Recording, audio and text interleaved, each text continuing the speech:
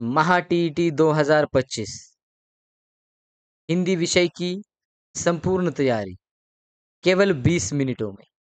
जी हाँ दोस्तों, स्वागत है आपका हमारे इस अभ्यास ट्री यूट्यूब चैनल में। तो आज हम देख रहे हैं हिंदी भाषा की केवल 20 मिनटों में संपूर्ण तैयारी कैसे करें और आपको इस एग्ज़ाम में आने वाली टीईटी जो है 23 नवंबर को, तो उस टीईटी में आपको 30 में से 28 प्लस अंक कैसे लाने हैं। तो आपको थोड़ी सी स्मार्ट टेक्निक यूज़ करनी है और आगे जाकर आप ये 30 में से 28 अंक ज़रूर ला सकते हैं। तो चलिए दोस्तों शुरू करते हैं। आगे जाने से पहले दोस्तों ये चैनल जो है हमारा, इस चैनल को सब्सक्राइब करो और बेल आइकन प्रेस करो। तो शुरू करते हैं हिंदी भाषा की केवल 20 मिनटों में संपूर्ण तैयारी। तो सबसे पहले दोस्तों हमें एग्ज़ाम का पैटर्न समझना ज़रूरी है। ये परीक्षा का क्या स्वरूप होता है, ये हमें जानना बहुत ज़रूरी है। तो परीक्षा में कुल प्रश्न होते हैं 30 और एक प्रश्न को 1 अंक होता है, तो कुल अंक भी होंगे 30। यानी एक प्रश्न को 1 अंक मिलता है। तो उसमें क्या होता है, विषय वस्तु यानी कंटेंट नॉलेज जो होता है उसको 15 क्वेश्चन और यानी 15 प्रश्न और 15 अंक भी होते हैं। लेकिन कभी-कभी कंटेंट पर ही ज़्यादा टीईटी में क्या होता है, कंटेंट पर ज़्यादा ज़ोर दिया जाता है। इसीलिए 15 से 20 तक भी जा सकते हैं ये दोस्तों। तो इसलिए आपको विषय वस्तु का ज्ञान लेना बहुत ही महत्वपूर्ण है। इसलिए आपको ये जो कंटेंट है, जो हिंदी विषय का पूरा कंटेंट है, ये आपको समझ लेना ज़रूरी है। तो कंटेंट में क्या आता है? कंटेंट में आता है अपठित गद्यांश यानी अनसीन प्रोज पैसेज। उसके ऊपर 7-8 प्रश्न होते हैं।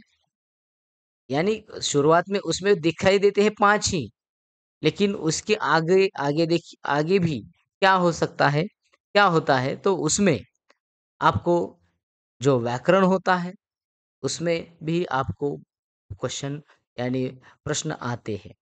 अपठित पद्यांश, अपठित पद्यांश पे भी आपको यानी अनसीन पोएट्री, ये भी आपको क्या होता है इस परीक्षा में आते हैं। यानी जो हम कविताएं जो होती है, तो जो कभी भी नहीं देखी वाली ऐसी कविताएं उसमें आती है। और उसके बाद होता है भाषा अध्यापन शास्त्र। भाषा अध्यापन शास्त्र में यानी पेडागॉजी ये होता है। तो इसमें भी होते हैं कुल मिलाकर 15 प्रश्न। तो 15 अगर नहीं, टीईटी में 15 नहीं आ सकते, कम ज़्यादा हो सकता है। लेकिन आपको कम से कम 10 तो इसके ऊपर प्रश्न आए ही जाएँगे। तो ये भी आपको बहुत इसका यानी जो भाषा अध्यापन शास्त्र है, इसका भी आपको महत्व समझना ज़रूरी है दोस्तों। तो तो चलिए आगे जाकर देखेंगे प्रमुख पाठ एवं तैयारी का सूत्र क्या है। तो हिंदी भाषा के पाठ्यक्रम में मुख्यतः 2 भाग होते हैं दोस्तों। एक कंटेंट का और दूसरा पेडागॉजी का, जो अभी हमने चर्चा की है। तो कंटेंट में क्या-क्या आएगा? तो कंटेंट में आता है गद्यांश यानी प्रोज़ और पद्यांश में आता है पोएट्री। यानी यहाँ पर पैसेज आएगा और यहाँ पर क्या आता है? यहाँ पर कविता आती है। तो व्याकरण की गहराई में यानी टॉपिक वाइज़ डीप डाइव में, उसमें आपको व्याकरण पूछा जाता है। तो देखेंगे कि प्रोज़ में क्या आता है, यानी अपठित गद्यांश में क्या होता है। गद्यांश हल करना सिर्फ़ उत्तर ढूँढना नहीं है, बल्कि लेखक के दृष्टिकोण को समझना ज़रूरी है।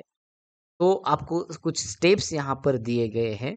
देखो, स्टेप 1 में सरसरी निगाह यानी इसका मतलब है ये स्किमिंग, यानी क्या होता है 30 सेकंड में पूरा गद्यांश तेजी से पढ़े ताकि आपको विषय का अंदाज लग जाए।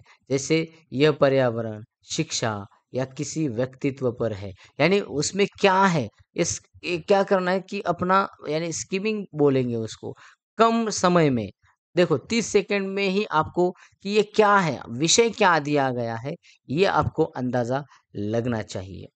दूसरा स्टेप दिया गया है, वो है प्रश्नों का विश्लेषण। अभी अब गद्यांश के नीचे दिए गए सभी प्रश्नों को ध्यान से पढ़ें। इससे आपके दिमाग को पता चल जाएगा कि उसे गद्यांश में कौन-सी जानकारी खोजनी है। इसका मतलब दोस्तों, और ये जो एक बात आपको बताता हूँ कि ये जो विषय का अगर आपको अंदाज़ा लगता है, तो आप क्या करो ना, पूरा ये जो पैसेज है, प्रोज़ है, तो ये पढ़ते समय पूरा टाइम उसमें पढ़ने के लिए मत लगाओ, क्योंकि पहले क्वेश्चन यानी जो प्रश्न होते हैं, वो प्रश्न जो हम सवाल भी बोल सकते हैं, जो जितने सवाल नीचे दिए गए होते हैं, वो पहले आप क्या करो, तो पहले रीड करो और फिर बाद में आप क्या कर सकते हो, पूरा पैसेज रीड करके उसमें ऑटोमेटिक जब आप आगे-आगे जाएँगे, तो उनके इस जो सवाल हैं, उनके जवाब आपको उस पैसेज में ही मिलेंगे। तो तीसरी स्टेप है गहन पठन, यानी इसका मतलब है डीप रीडिंग। अब गद्यांश को द धीरे-धीरे और ध्यान से पढ़ें। जैसे ही किसी प्रश्न से संबंधित लाइन मिले, उसे पेंसिल से अंडरलाइन करें, जो मैंने अभी यहाँ पर बोला था। देखो देखो, तो अभी गद्यांश में पूछे जाने वाले जो प्रश्नों के प्रकार है वो कैसे होते हैं, यानी आपको उचित शीर्षक टाइटल लगाना, यानी क्या टाइटल, परफेक्ट टाइटल कौन सा आ सकता है, यह सवाल, ये प्रश्न आपकी समग्र समझ को परखता है। शीर्षक ऐसा चुने जो गद्यांश के केंद्रीय भाव को दर्शाता हो, वह लाइन जो बार बार दोहराई गई हो या जिस पर पूरा गद्यांश आधारित हो, वही आपका शीर्षक है। दोस्तों समझ के ले लो, ये क्या है, जो लाइन बार बार दोहराई गई हो, वही आपका यानी जो पैसेज दिया गया है, जो आपका गद्यांश दिया गया है, उसी का वो शीर्षक बन सकता है, हो सकता है। दूसरा देखो प्रकार क्या होता है, वो होता है तथ्यात्मक प्रश्न, यानी फैक्चुअल क्वेश्चंस उसमें पूछे जाते हैं। इनका उत्तर सीधे गद्यांश में दिया होता है। जैसे लेखक ने यह बात कहाँ कही थी, तो वहां पर यानी ये उसका जो आंसर है वो आपको डायरेक्ट पैसेज में यानी हमारे गद्यांश में मिलेगा। तीसरी बात है भावार्थ या उद्देश्य आधारित प्रश्न। तो ये प्रश्न थोड़े मुश्किल होते हैं, जैसे इस गद्यांश को लिखने का लेखक का क्या उद्देश्य है, यहाँ पर क्या पूछा गया है, उद्देश्य क्या है, ये पूछा गया है, या इस पंक्ति का क्या आशय है, यानी मीनिंग पूछा जाता है। इसके लिए आपको लाइनों के पीछे छिपे अर्थ को समझना होगा दोस्तों। तो ये ऐसे प्रकार के प्रश्न हमारे गद्यांश में, यानी जो टीईटी जो एग्ज़ाम है, उसके गद्यांश में ये प्रश्न आते हैं। उसके बाद जो पद्यांश होता है, यानी पोएट्री होता है, तो पोएट्री में क्या-क्या आता है, तो कविता को समझना गद्य से थोड़ा अलग है। यहाँ भाव और कल्पना मुख्य होती है। केंद्रीय भाव को पकड़े, यानी इसका मतलब है कि जो जो कंटेंट यानी क्या दिया गया, आशय क्या है कविता का, वह आशय हमें क्या करना चाहिए, समझ कर लेना चाहिए। या देखो, कविता पढ़ते समय यह समझने की कोशिश करें कि कवि क्या महसूस कर रहा है। देखो, तो कवि को क्या हो रहा होगा, तो इसका मतलब कवि का जो भाव है, क्या वो देशभक्ति है, या फिर प्रकृति प्रेम है, या निराशा है, या प्रेरणा की बात कर रहा हो। यानी मतलब जो कुछ भी है, आपको जो कविता का जो भाव है, वह भाव आपको समझना है दोस्तों। उसके बाद देखो, उसके बाद अलंकार और रस को पहचानें। यानी पद्यांश में क्या होता है, अक्सर 1-2 प्रश्न अलंकार या रस से होते हैं। अभी देखो, अलंकार कैसे कौन से आ सकते हैं, इसका इससे भी यानी ये हम सिर्फ कुछ ही अलंकार पर जो थोड़ा-सा फ़ोकस करते हैं। जब देखो यहाँ पर अनुप्रास, जब एक ही वर्ण अक्षर बार बार आए, जैसे चारू चंद्र की चंचल किरणें। देखो तो च यहाँ पर क्या हो रहा है, बार बार आ रहा है, इसका मतलब ये अनुप्रास अलंकार होता है।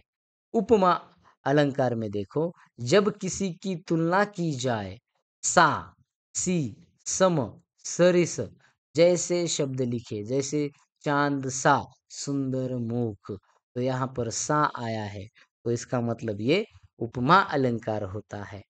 अब रूपक अलंकार, जब तुलना न करके किसी को वही रूप दे दिया जाए। देखो तुलना नहीं है यहाँ पर, इसका क्या क्या है? चरण कमल बंदो हरि राई। तो यहाँ पर हम जब तुलना न करके क्या किया जाता है, उसको डायरेक्ट रूप दिया जाता है। वही अलंकार जो होता है उसे रूपक अलंकार कहते हैं। देखो चरण कमल, यहाँ पर देखो यानी चरण को क्या कहा गया है, कमल कहा गया है, डायरेक्ट बोला गया है। तो ऐसा यहाँ पर ये रूपक अलंकार बनता है। तो यमक, अभी यमक जब एक ही शब्द ही दो बार आए, तो और दोनों बार अर्थ अलग हो, जैसे कनक कनक, ते सौगुनी, तो यहाँ पर मतलब क्या होता है कि हमें यमक बहुत ही इजी और आसान ये अलंकार है, जो कि हम अब बार बार कहाँ बहुत सारी कविताओं में देखते हैं। अभी प्रमुख रस भी हमें क्या करना है, वो हमें कविता पढ़कर जो भाव मन में आए वही रस है। अभी रस, वीर रस, श्रृंगार रस, करुण रस, यानी वीर रस में उत्साह होता है, श्रृंगार रस में प्रेम होता है, और करुण रस में दुख होता है। तो ये रस जो है, ये भी आपको, ये जो पद्यांश होता है उसमें आपको रस भी उसका समझ में आना चाहिए। तो अभी हम आगे जाएंगे और व्याकरण की गहराई को समझ कर लेंगे। व्याकरण के प्रश्न पैसेज से ही जुड़े होते हैं दोस्तों, तो आइए उन्हें विस्तार से देखें। तो शब्द भेद यानी पार्ट्स ऑफ स्पीच जो होते हैं, वो पूरे कुल मिलाकर 8 होते हैं। तो यहाँ पर हमने कुछ ही दिया है। तो पहला संज्ञा है, तो संज्ञा के अलग-अलग जाति, व्यक्तिवाचक संज्ञा, जातिवाचक संज्ञा, फिर भाववाचक संज्ञा, फिर सर्वनाम, विशेषण और भी कुछ है, क्रिया, तो क्रिया विशेषण, जो कुछ भी है आपको ये पूरे फोकस करने हैं।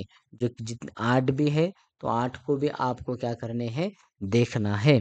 तो उसके बाद उपसर्ग और प्रत्यय में हम जाएँगे। तो उपसर्ग जो शब्द जो शब्द के शुरू में जुड़कर अर्थ बदल दे, जैसे कि ये धर्म, लग गया है शुरू में, अधर्म, शासन, अनुशासन, तो ये होता है उपसर्ग, यानी जो शुरुआत में ये भी आ सकते हैं दोस्तों ऐसे, यानी यही आएँगे ऐसा नहीं है। इसके अलावा और भी बहुत सारे वर्ड्स या फिर शब्द जो होते हैं वो आ सकते हैं। उसके बाद प्रत्यय क्या होता है? शब्द के अंत में जुड़कर अर्थ बदल दे, जैसे समाज इक, तो सामाजिक, लिख आवट, तो लिखावट। तो ऐसे कुछ प्रत्यय जो आते हैं, जो क्या होते हैं, सब शब्द के अंत में यानी एंड में वो क्या होते हैं, जुड़ जाते हैं, तो उनको प्रत्यय कहा जाता है। और जो शुरुआत में जुड़ते हैं उन्हें उपसर्ग कहा जाता है। तो वही उपसर्ग और प्रत्यय हमें उन पर फोकस करना है। संधि और समास पर भी हमें जोर देना है। तो संधि में दो वर्णों का मेल होता है, ये हमें व्याकरण में हम पढ़ते हैं। स्वर संधि, जैसे कि देव आलय, तो बनता है देवालय। फिर अ और आ मिलकर यहाँ पर आ बनता है। तो व्यंजन संधि में सत, जन, सज्जन, तो देखो यहाँ बनता है आ, यानी यहाँ पर स्वर बन गया है, स्वर संधि, और यहाँ पर व्यंजन संधि होती है। तो त और ज, इसका ये यानी ये क्या हुआ है, दोहरा ज हो गया है। तो यहाँ पर विसर्ग संधि, नमःकार, इसका नमस्कार। ये तो आगे चलकर इससे जो कुछ संधि का जो पार्ट होता है आपने वो फोकस करना है। ये सिर्फ हम केवल उदाहरण के लिए यहाँ पर देते हैं। तो समास जो है वो भी दो शब्दों का मेल होता है। तो द्वंद्व समास जिसमें और का लोप हो और दोनों प्रधान पद प्रधान हो, जैसे माता पिता, माता और पिता, तो वो होता है द्वंद्व समास। ये सिर्फ हम उदाहरण के लिए एक हाथ दूसरा देते हैं। बाकी जो होते हैं आपको क्या करना है, ये देखकर ये इस वीडियो से आपको और यानी ये वीडियो आपको जगा रहा है और आपको और यानी बुक में जाकर ये उसके बहुत सारे एग्जाम्पल्स या फिर उदाहरण आपको क्या करने हैं, ढूंढने हैं, देखने हैं। तो दूसरा है द्विगु समास। पहला पद संख्या हो, जैसे चौराहा और फिर चार राहों का समूह। यानी ये देखो यहाँ पर क्या होता है, राह मतलब क्या होता है, तो ये देखो राह रास्ता, तो ये चौ हो गया है, का मतलब यहाँ पर चार हो गया है। तो द्विगु समास में संख्या दिखता है, यानी पहला पद संख्या होता है। तो अगला जो समास है वो है तत्पुरुष समास, जिसमें कारक चिन्ह का, की, के, में, पर का लोप होता है, जैसे राजपुत्र, राजा का पुत्र। तो ये तत्पुरुष। और आगे का समास है, अगला जो समास है वो है बहुव्रीहि समास। तो जब दोनों पद मिलकर किसी तीसरे का अर्थ बताए, तो वही यानी दशानन, 10 है आनन जिसके, अर्थात रावण। तो ये जो ऐसा जो समास आता है, वह समास जो होता है वह बहुव्रीहि समास होता है। तो अध्यापन शास्त्र का अभी पेडागोजी में हम जा रहे हैं। और पेडागोजी में तो ऐसे यहाँ पर हमने व्याकरण का और भी कुछ जैसे कि प्रयोग होता है, प्रयोग भी आपको देखना है, प्रयोग के ऊपर भी सवालात आ सकते हैं, तो वो भी आपको क्या करना है, देखना है। तो ऐसे जो कुछ भी है अभी जो हमने देखा है, संज्ञा का देखा, यानी पार्ट्स ऑफ स्पीच जो है हिंदी भाषा में, तो वो आपको वो बहुत इम्पोर्टेंट होते हैं दोस्तों। तो वो भी आपको करना है, यानी व्याकरण का भी बहुत ये जो होता है इम्पोर्टेंस, तो वो भी बहुत बड़ा होता है हिंदी में। तो अध्यापन शास्त्र में अभी हम आगे जाकर देखेंगे भाषा अर्जन और अधिगम, या यानी इसमें ये जो कुछ जो हम पॉइंट्स दिए हैं, तो ये पॉइंट्स के ऊपर पूरा विश्लेषण होगा और इसी पॉइंट के ऊपर पर सवालात भी आपको परीक्षा में आने वाले हैं और आ सकते हैं। भाषा अर्जन और अधिगम, भाषा कौशल। अभी भाषा कौशल में ये है learning, speaking, reading and writing. तो इसका जो मनोवैज्ञानिक क्रम जो होता है, तो वो क्रम हमें समझ कर लेना है। शिक्षण विधियाँ, यानी जो टीचिंग मेथड्स जो होते हैं, वो टीचिंग मेथड्स, मूल्यांकन का उद्देश्य यानी इवैल्यूएशन जो होता है, वह इवैल्यूएशन और सकारात्मक और नकारात्मक कीवर्ड्स। तो अभी हम एक-एक का विश्लेषण करेंगे। भाषा अर्जन और अधिगम में अर्जन यानी क्या होता है, तो एक्विजिशन होता है, जिसे हम यह एक प्राकृतिक और अवचेतन प्रक्रिया है। बच्चा अपने परिवार और समाज से मातृभाषा को स्वाभाविक रूप से ग्रहण करता है, अर्जित करता है। इसीलिए यहाँ पर अर्जन कहा गया है।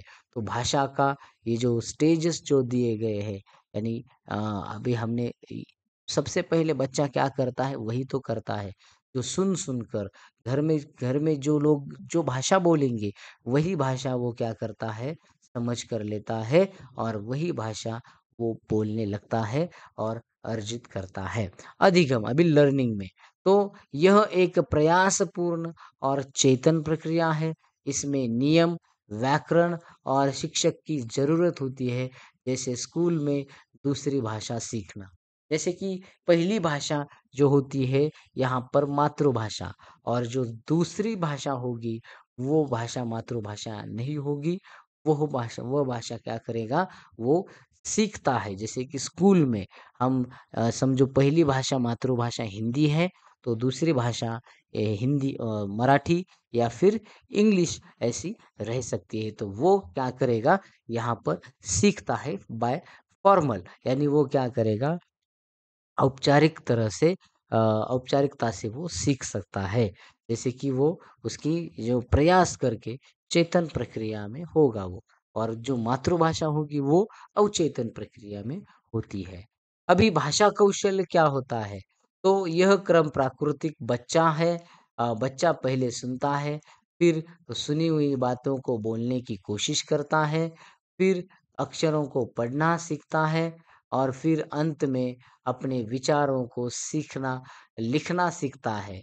ये चारों कौशल एक दूसरे से अंतः संबंधित है। यानी लर्निंग है, फिर स्पीकिंग है, फिर रीडिंग है, और फिर राइटिंग है। तो ऐसी ये बात समझकर आपने लेनी चाहिए। तो देखो, तो उसके बाद शिक्षण विधियाँ, यानी जो टीचिंग मेथड्स है वही। तो पहली एक, सिर्फ ऐसे बहुत सारे टीचिंग मेथड्स हैं हमारे जो डीएड बीएड के बुक्स में आप देख सकते हो दोस्तों।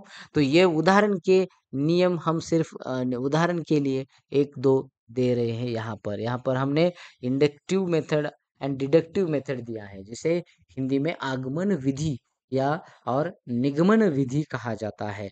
तो यह उदाहरण से नियम की ओर जाती है। और देखो, व्याकरण सिखाने की यह सर्वश्रेष्ठ विधि है। जैसे बच्चों को पहले कई संज्ञा शब्द राम, किताब, दिल्ली दिखाएं, और फिर उनसे पूछकर संज्ञा की परिभाषा बनवाए। इसका मतलब पहले क्या करना है? पहले नियम, यानी पहले एग्जाम्पल उदाहरण देना है, और फिर वो नियम तक जाना है। जैसे यहाँ पर हमने अभी देखा है संज्ञा क्या होता है, तो राम, किताब, दिल्ली। तो वैसे ही फिर बच्चा और बताएगा, और ये पूरे बताने के बाद फिर हम उसका नियम और या फिर उसकी परिभाषा बना सकते हैं, यानी डेफिनेशन बना सकते हैं। तो निगमन विधि, तो डिडक्टिव मेथड, यह नियम से उदाहरण की ओर जाती है। जैसे पहले संज्ञा की परिभाषा रटाना और फिर उसके उदाहरण देना। तो तो ये जो है यहाँ पर उसे निगमन, यानी पहले रूल बताना है, नियम बताना है, और फिर उदाहरण बताने हैं। तो ये भाषा, सॉरी, ये जो टीचिंग मेथड है ये निगमन विधि है, और ऊपर की जो हमने देखी वो आगमन विधि है। मूल्यांकन, यानी यहाँ पर इवैल्यूएशन हम बोलेंगे इंग्लिश में उसको। तो इवैल्यूएशन में क्या होता है? तो मूल्यांकन इसे कहा जाता है। मूल्यांकन का उद्देश्य बच्चों को फेल पास करना या रैंक देना नहीं, बल्कि सीखने सिखाने की प्रक्रिया में सुधार लाना है। देखो, अभी उसमें टेस्ट लिए जाते हैं बच्चों के, जो हम लेते हैं ना वो। तो देखो यहाँ पर निदानात्मक परीक्षण, जो परीक्षाएं लेते हैं, परीक्षा अभी, यानी आप अभी आपका ही ये जो टीईटी है ये भी आपका एक इवैल्यूएशन ही है, समझो। तो निदानात्मक परीक्षण यानी डायग्नोस्टिक टेस्ट जो है, तो ये बच्चे की कमियों को पता लगाने के लिए होता है, डायग्नोस्टिक टेस्ट। तो और उपचारात्मक शिक्षण यानी रेमेडियल टीचिंग, ये कमियों का पता चलने के बाद उन्हें दूर करने के लिए फिर से पढ़ाना। तो ये होता है रेमेडियल, यानी ये ट्रीटमेंट जैसा होता है। पहले हम जब डॉक्टर के पास जाते हैं तो डॉक्टर क्या करता है, डिसीज हमारा डायग्नोज करता है, और फिर वो हमें ट्रीटमेंट उसी के हिसाब से देता है। तो वैसे ही ये होता है। ये पहले बच्चों के हमें क्या आता है, उनको क्या नहीं आता, ये समझ के लेना। जो कमियां हैं वो कमियां उस उन कमियों में सुधार लाने के लिए जो हम और जो कुछ प्रयास करते हैं, वही तो रेमेडियल टीचिंग होती है दोस्तों। तो ये आपको समझना है कि मूल्यांकन का उद्देश्य ये पेडागोजी में बहुत ही होता है। इसीलिए तो डीएड बीएड के जो कोर्सेस होते हैं उन्हीं में ये इवैल्यूएशन या फिर मूल्यांकन नाम का पूरा एक सब्जेक्ट ही होता है। तो सकारात्मक और नकारात्मक कीवर्ड्स क्या है? तो सकारात्मक यानी सही उत्तर, अभी अवसर देना, प्रोत्साहन देना, सृजनात्मक और मौलिकता, बाल केंद्रित शिक्षा, दैनिक जीवन से जोड़ना, विचारों की अभिव्यक्ति, भाषा प्रयोग के अवसर, प्रिंट, समृद्ध वातावरण। तो ये सकारात्मक, यानी समझो, बच्चों को उदाहरण यहाँ दिया है, बच्चों को कक्षा में विभिन्न प्रकार की सामग्री उपलब्ध करानी चाहिए ताकि वे अपने विचारों को मौलिक रूप से अभिव्यक्त कर सकें। अभी ये हुआ, लेकिन नकारात्मक तो गलत उत्तर, केवल मात्र ही रटाना, कंठस्थ करना, याद करना, सजा देना, मानक भाषा पर बल देना, व्याकरण के नियम सिखाना, पाठ्यपुस्तक पर केंद्रित करना। यानी बच्चों को केवल पाठ्यपुस्तक में दिए गए अभ्यासों को ही पूरा करना चाहिए। तो ऐसे यहाँ पर ये निगेटिव है और ये पॉजिटिव जो होता है ऊपर का सकारात्मक है।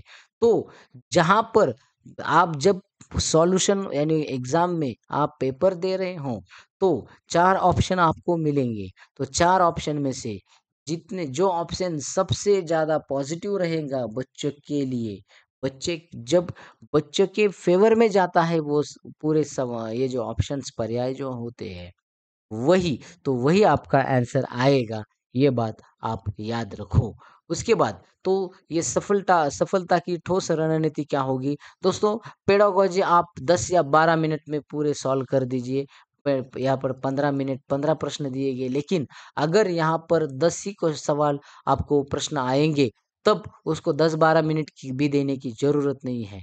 आप उसको 7 या मैं तो कहूँगा 7-8 मिनट में पूरा क्या करना चाहिए आपने पूरा पेडागोजी सॉल्व करनी चाहिए। फिर आपको गद्यांश और पद्यांश के लिए दोनों मिलकर आपने क्या करना चाहिए, देखो कम से कम अभी 10 या 12 मिनट में ये सॉल्व करने चाहिए और बचे हुए जो 10 मिनट है या फिर जो 8 मिनट रहेंगे, तो उन्हीं में उसमें आपको क्या करना है, व्याकरण को बहुत ही ध्यान देकर सॉल्व करना है। व्याकरण भी आपके एक तो आपको वो स्कोर दे देगा या फिर आपका स्कोर आपसे दूर लेके जाएगा। तो देखो, अभी अभ्यास कैसे करें? स्मार्ट ट्रिक्स और रणनीति, पुराने प्रश्न पत्र आपको छोड़ने हैं यानी प्रीवियस ईयर क्वेश्चन पेपर्स। सबसे ज़रूरी ट्रिक है ये दोस्तों। पिछले सालों के पेपर हल करें। इससे आपको पता चलेगा कि गद्यांश और पद्यांश के प्रश्न कैसे आते हैं। रोज़ाना अभ्यास करें दोस्तों।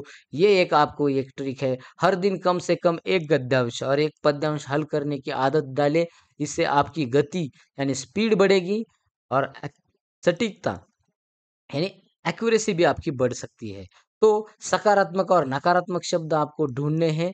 पेडागोजी के प्रश्नों के लिए ये सबसे अच्छी ट्रिक होती है दोस्तों। सकारात्मक शब्द यानी अवसर देना, प्रोत्साहन, सृजनात्मक, बाल केंद्रित, दैनिक जीवन से जोड़ना, चर्चा करना। और नकारात्मक उत्तर न होने की संभावना क्या होती है? केवल रटना, याद करना, सजा देना, अनुशासन, व्याकरण के नियम रटाना। और सबसे बात ये है कि पहले आपने प्रश्न पढ़ना चाहिए। गद्यांश या पद्यांश पढ़ने से पहले आप सब प्रश्न पढ़ के ले लो और फिर आपको गद्यांश जैसे-जैसे पढ़ेंगे आप या फिर पद्यांश जैसे-जैसे पढ़ेंगे, तो उनके जवाब आपको उसमें मिलेंगे पढ़ते समय। यानी पहले क्या ये ट्रिक्स याद रखो कि पहले सवाल यानी प्रश्न आप पढ़ के ले लो। तो आसानी से कैसे पास हो सकते हैं? तो पेडागोजी पर ध्यान दो दो दोस्तों और ये 15 अंक आपके लिए बोनस हैं। अगर आपने सिखाने की प्रक्रिया को समझ लिया तो ये अंक आपके कहीं नहीं जाएँगे।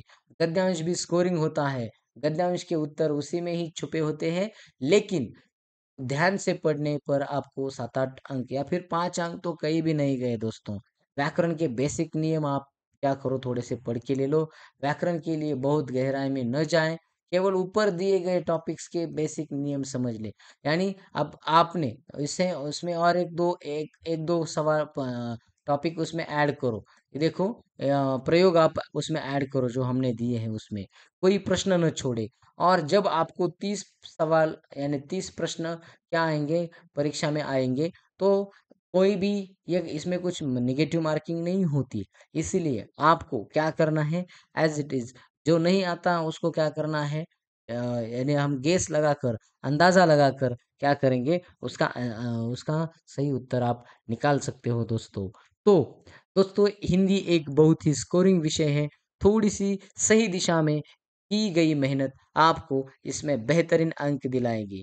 आपकी परीक्षा के लिए शुभकामनाएँ दोस्तों। तो फिर मिलेंगे दूसरे वीडियो में दूसरा विषय लेकर।